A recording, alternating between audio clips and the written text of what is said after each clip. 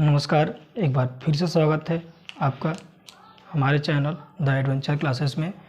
हम लोग पढ़ रहे थे क्लास 10 का विद्युत चुम्बक तथा चुम्बक के विद्युत चुम्बकीय प्रभाव, magnet and effect of electromagnetic field. इसमें से 5-6 टॉपिक बता चुके थे। पिछले टॉपिक में मैंने क्या बताया था, अपने क्वेश्चंस को कराया था। इस टॉपिक में हम बताने वाले हैं विद्युत जनरेटर। ठीक, विद्युत जनरेटर और डायनेमो। तो देखिए डायनेमो क्या होता है, जनरेटर का। डायनेमो या जनरेटर सेम चीज़ है।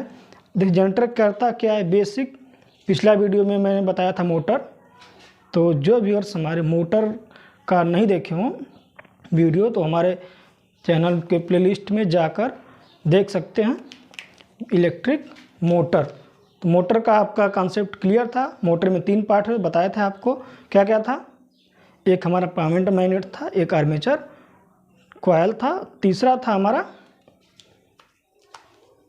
क्या था, स्प्लिट रिंग और ब्रश। तो 3 पार्ट उसमें भी था। और जनरेटर में भी 3 पार्ट होता है। जनरेटर मोटर का करता था, सेम फंक्शन है, बस मोटर ठीक उल्टा होता है। मोटर क्या करता था, हम उसको क्या देते थे, सप्लाई देते थे। सप्लाई मतलब इलेक्ट्रिक सप्लाई देने के बाद वो मैकेनिकल एनर्जी देता, मतलब इलेक्ट्रिकल एनर्जी को मैकेनिकल एनर्जी में कन्वर्ट करता था। उसका कॉन्सेप्ट ये था मोटर का। जनरेटर कॉन्सेप्ट क्या ठीक उल्टा है। हम यहाँ पर देते हैं इलेक्ट्रिकल सप्लाई और हमको मिलता क्या है, अरे हम देते क्या है इसको, मैकेनिकल एनर्जी। जनरेटर क्या देते हैं, मैकेनिकल एनर्जी, हमको देता क्या है, इलेक्ट्रिकल एनर्जी। अब देखिए बात आती है इलेक्ट्रिकल एनर्जी या फिर इलेक्ट्रिकल करंट की बात। तो 2 टाइप का होता है इलेक्ट्रिकल करंट। क्या होता है, 2 टाइप का। विद्युत जनरेटर क्या करता है कि हमारा मैकेनिकल एनर्जी को इलेक्ट्रिकल एनर्जी में कन्वर्ट करता है। अब इलेक्ट्रिकल एनर्जी 2 टाइप की होती है, विद्युत ऊर्जा 2 टाइप का होता है। इलेक्ट्रिक करंट क्या हम पढ़ रहे थे, जनरेटर।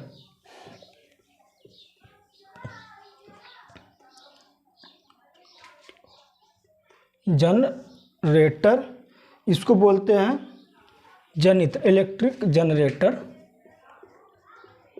या फिर विद्युत जनित्र बोलते हैं। क्या बोलते हैं इसको, विद्युत जनित्र। जनित्र क्या हो हिंदी में, और इंग्लिश में जनरेटर। शादी में बहुत तेज चलता है। तो इसका हो गया जनरेटर। अब देखिए जनरेटर का प्रिंसिपल क्या होता है कि यह मैकेनिकल एनर्जी को क्या करती है, मैकेनिकल एनर्जी को किस में कन्वर्ट करता है, इलेक्ट्रिकल एनर्जी में। कौन सा एनर्जी में, मैकेनिकल मतलब यांत्रिक ऊर्जा। ठीक, इसको आप बहुत अच्छे से पढ़िए, स्किप मत करिए वीडियो को। यांत्रिक ऊर्जा को विद्युत ऊर्जा में किस में करता है। अब देखिए विद्युत ऊर्जा, यांत्रिक ऊर्जा हम देंगे, उसके बाद हमको मिलेगा क्या, विद्युत ऊर्जा। इस ऊर्जा का हम प्रयोग बहुत सी चीज़, लाइट जलाना, पंखा चलाना है, ठीक, लाइट, रोड लाइट हो गया, बहुत सारा यूज है आपका। कुछ भी चलाइए, मिक्सर मशीन, चाहे जो भी चलाइए आप इसको। आप यहाँ से हम देते क्या है, इलेक्ट्रिकल मैकेनिकल एनर्जी को इलेक्ट्रिकल एनर्जी में कन्वर्ट करता है। यांत्रिक ऊर्जा को विद्युत ऊर्जा में जनरेटर कन्वर्ट करता है। ये इसका बेसिक फंडामेंटल, ठीक, बेसिक चीज़ हो गया। अब देखिए अब इलेक्ट्रिकल एनर्जी कन्वर्ट करता है, तो बात आती है इलेक्ट्रिकल एनर्जी। तो ये 2 टाइप की इलेक्ट्रिकल एनर्जी दे सकता है। एक हमको दे सकता है AC करंट, इलेक्ट्रिकल एनर्जी, विद्युत धारा, इलेक्ट्रिकल करंट बोलते हैं इसको। ठीक, अब देखिए 2 टाइप का दे सकता है। ये तो हम एक तो दे सकता है हमको AC करंट दे सकता है, एक दे सकता है DC। AC मतलब होता है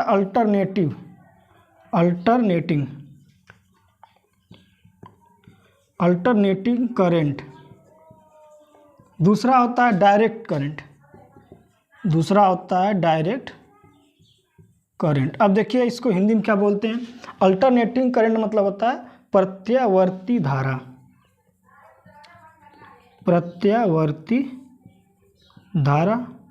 और ये होता है हमारा दिष्ट धारा। अब देखिए इसमें अंतर क्या होता है एसी करंट और डीसी करंट में। तो एसी करंट जो होता है हमारे भारत में जो सप्लाई होती है ट्रांसफार्मर से जो हमको इलेक्ट्रिक एनर्जी मिलती है वो हमारी होती है एसी। क्या होती है एसी करंट। क्या होती है वो एसी करंट हमको मिलती है। डीसी का मतलब जो हमारी क्या होती है बैटरी की होती है। क्या होती है बैटरी। बैटरी आप सोचते होंगे बैटरी सेल होती है, सेल नहीं होती है। बहुत सारे सेलों का संयोजन जो होता है बैटरी होता है। अब बैटरी के बारे में थोड़ा सा बताते हैं आपको। डीसी करंट मतलब बैटरी वाली होती है जो मोटर में गाड़ियों में लगी होती है, या फिर हमारा जो इन्वर्टर होता है वो डीसी करंट का होता है। ठीक, डीसी के बाद हमारा कन्वर्ट करता है इन्वर्टर, जो इन्वर्टर की बैटरी होती है वो हमारा डीसी होता है, 24 वोल्ट 12 वोल्ट का जो भी होता है। अब उसको हम इन्वर्टर जो लगता है हमारा वो एसी को डीसी में, मतलब डीसी को एसी में कन्वर्ट करता है इन्वर्टर। तो वो डीसी करंट क्या होती है दिष्ट धारा। ठीक, दिष्ट धारा वो से दिशा। अब देखिए एसी करंट ये होती है अल्टरनेटिंग करंट।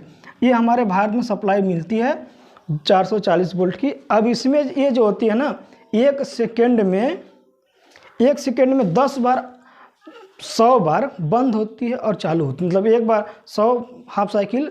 आप अगर एक बल्ब को देखा जाए तो एक सेकेंड में एक बल्ब 100 बार जलता है और बुझता है।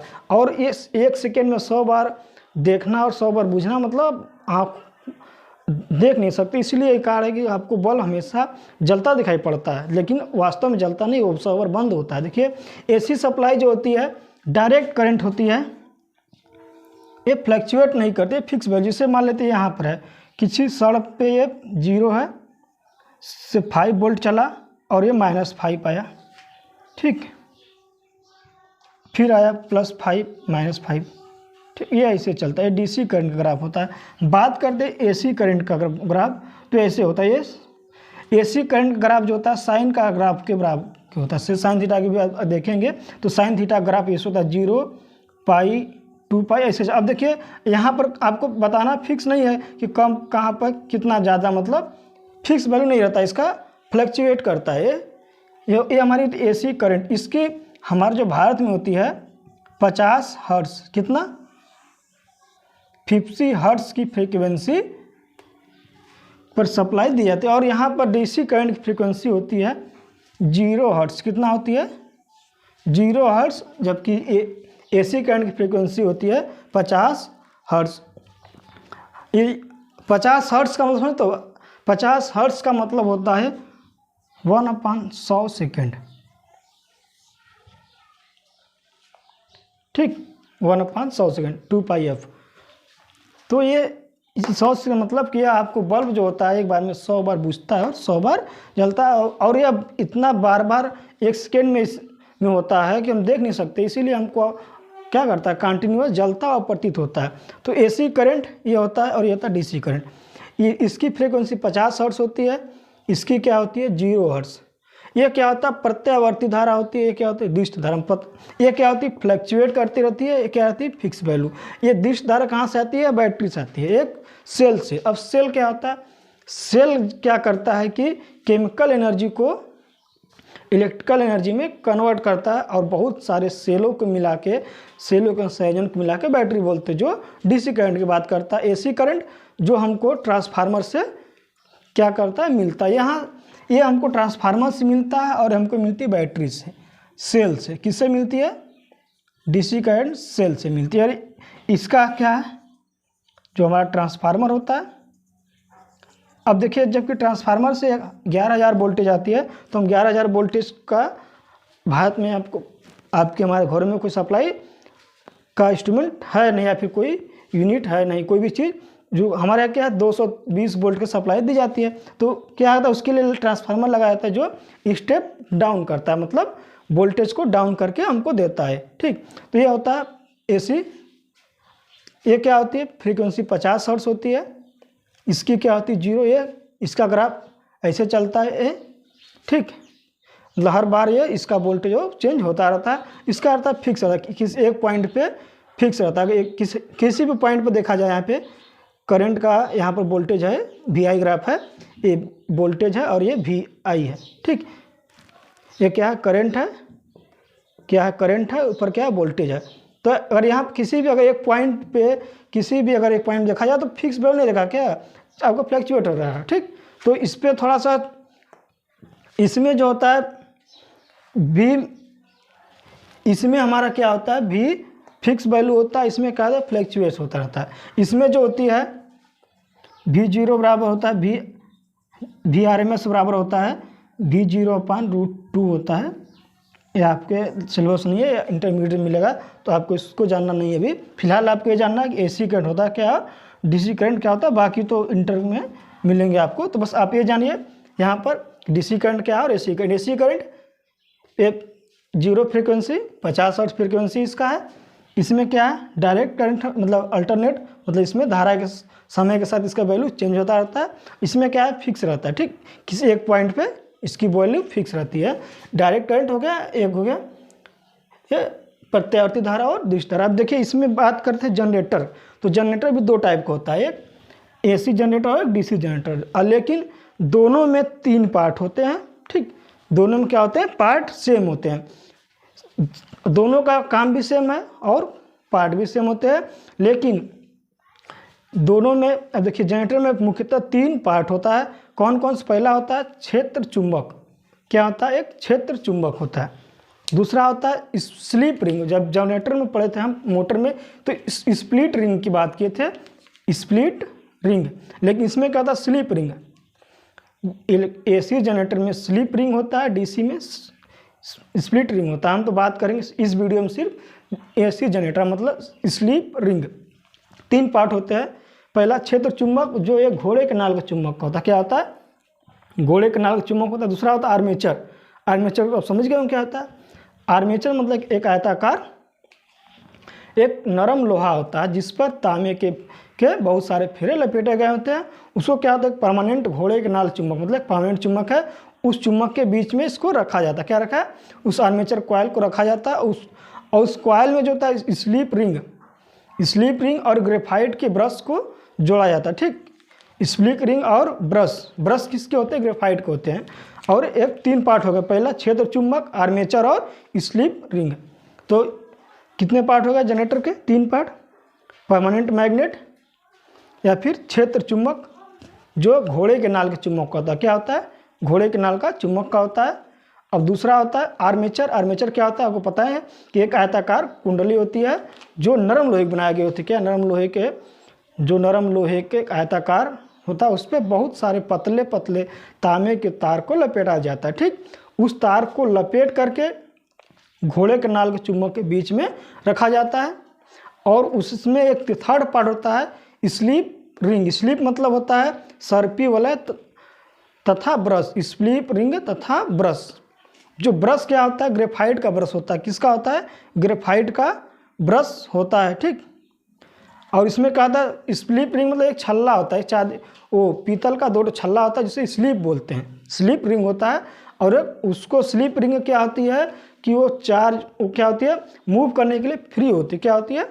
स्लिप रिंग जो होती है मूव करने की फ्री होती है। और जो ग्रेफाइट का छल्ला होता है उसको हम क्या करते हैं पेज की सहायता से फिक्स किए रहते हैं। क्या होते हैं? पेज की सहायता से ग्रेफाइट को ब्रश को जो फिक्स कर देते हैं और स्लिप रिंग को जो फ्री रोटेट करने के लिए फ्री होता है। तो अभी इतना आप नोट करिए, फिर हम उसको बताते हैं, फिगर बनाते हैं। ठीक,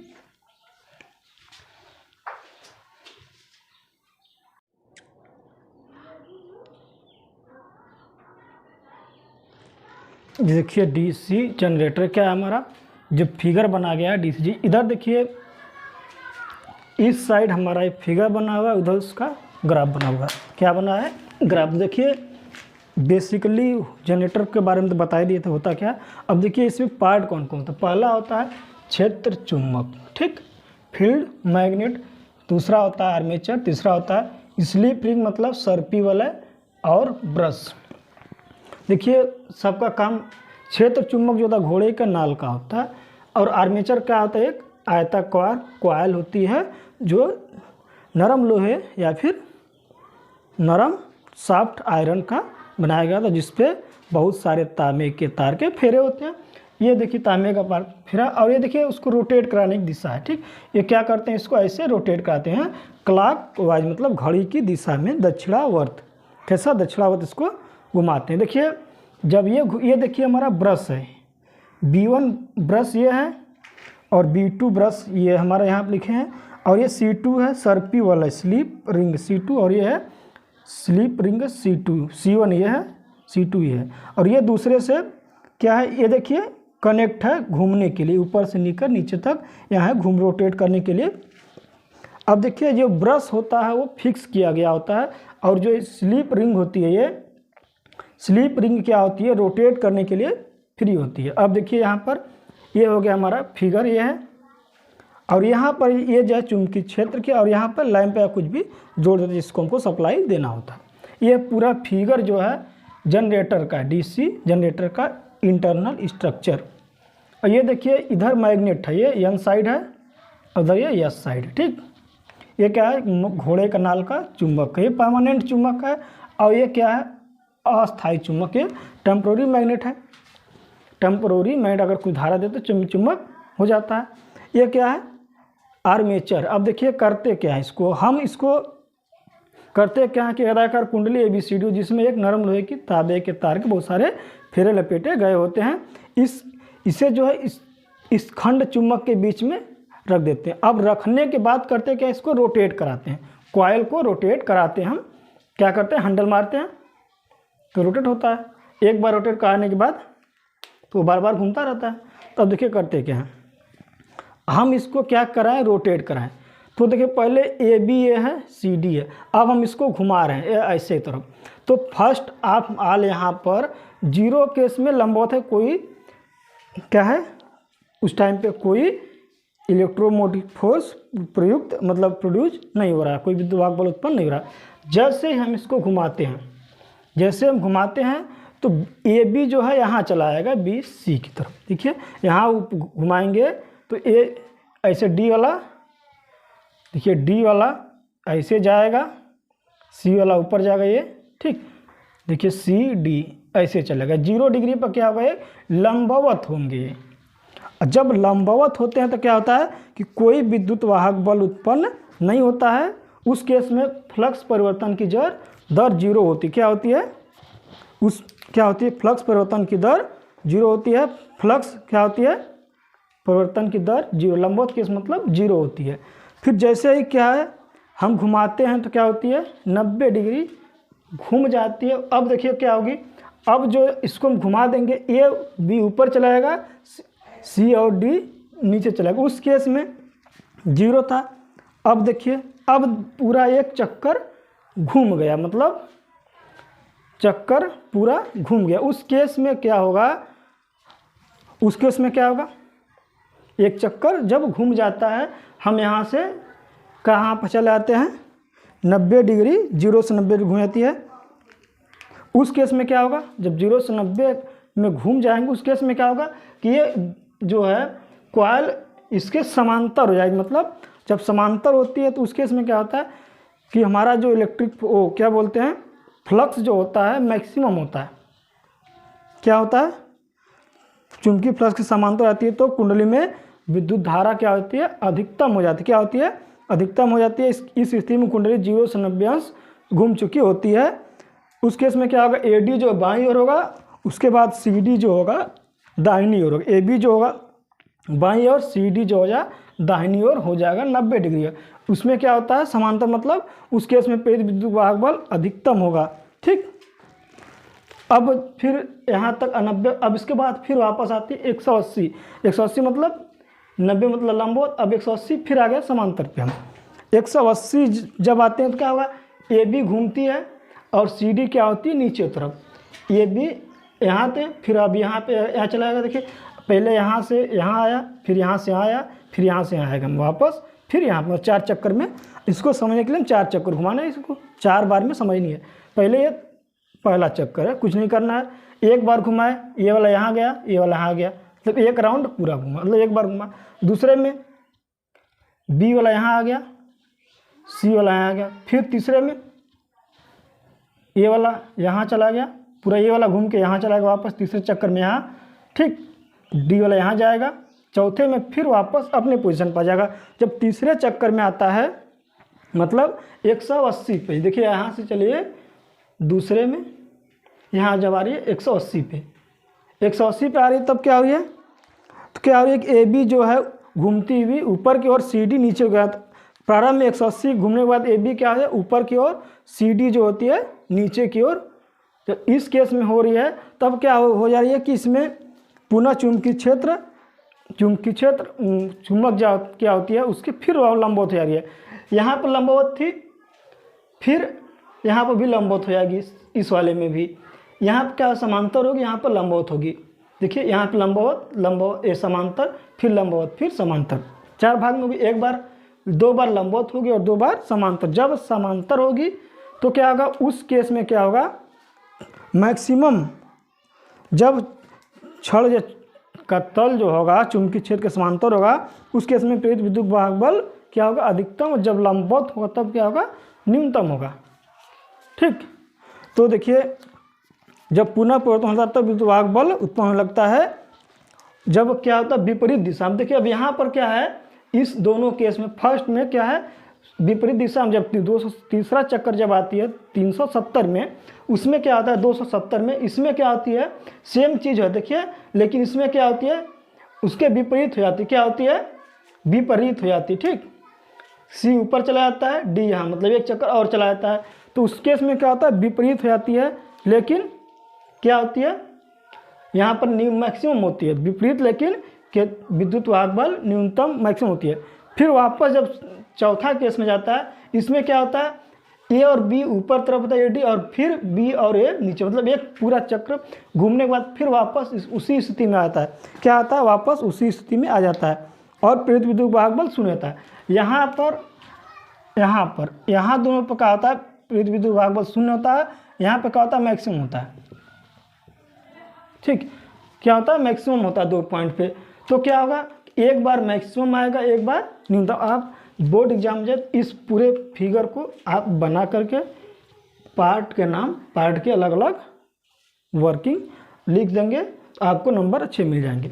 तो देखिए जब फिर वापस इस पे चला जाता है, उस केस में क्या होता है, कुंडली 270 से घूमती हुई प्रेरित वाहक शून्य होता है, फिर 360 पे पुनः उसी अवस्था में आ जाती है फिर जहाँ से चली थी। इस प्रकार क्या होती है, कुंडली जब लगातार घूमती रहती है, क्या होती है लगातार 0, 90, 360, 0, फिर वापस, तो क्या होती है कि लगातार घूमते रहने से क्या होता है, एक बार लंबवत होती है, एक बार 0 पर जाएगी, एक बार मैक्सिमम 0 मैक्सिमम। यही कारण होता है कि डीसी करंट जो होती है, एसी करंट जो होती है 1 सेकेंड में 100 बार ऑन और ऑफ, मतलब एक बार 100 बल्ब जो होते हैं 100 बार ऑन और ऑफ होते, इसी वजह से। ठीक, तो होता है हमारा डीसी जनरेटर। और क्या होती है, इसी तरह प्रत्येक बार दोहराई जाती है यही प्रक्रिया, जिससे हमको प्रेरित विद्युत वाहक बल उत्पन्न होती है। ठीक, और क्या होती है, प्रत्यावर्ती धारा उत्पन्न होती है। बार बार, एक बार हमारा मैग्नेट ऊपर जाता है वो आर्मेचर, फिर नीचे। ठीक, जब घूम रहा है ये, देखिए बार बार ये घूम रहा है, बार बार घूमेगा ये, तो ये क्या करेगा, बार बार घूमता रहेगा, ये दोनों घूमेगा और ये क्या है, ये फिक्स रहेगा। और बार बार घूमने से हमको हमेशा प्रेरित विद्युत वाहक बल उत्पन्न होता रहेगा। ठीक, तो ये रहा हमारा एसी जनरेटर, सॉरी डीसी नहीं, यहाँ हमारा एसी जनरेटर है, एसी जनरेटर।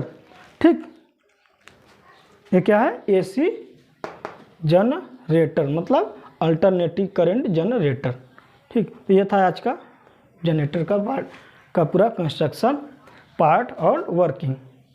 तो यदि आप लोगों को वीडियो अच्छी लगी हो, लाइक और शेयर करें। यदि चैनल पर जो दोस्त नए हमारे हैं, नए जुड़े हैं, तो क्या करें कि चैनल को सब्सक्राइब कर लें और अपने करीबी दोस्तों को भी शेयर करें, जिससे आने वाले एग्जाम्स में अभी 6 तारीख को शायद है, तो सबको ये मिल सके, जिससे आपके दोस्तों को भी अच्छे नंबर से पास हो सके। तो आप इसको वीडियो को बढ़िया से देखिएगा, स्किप मत करिएगा इसको।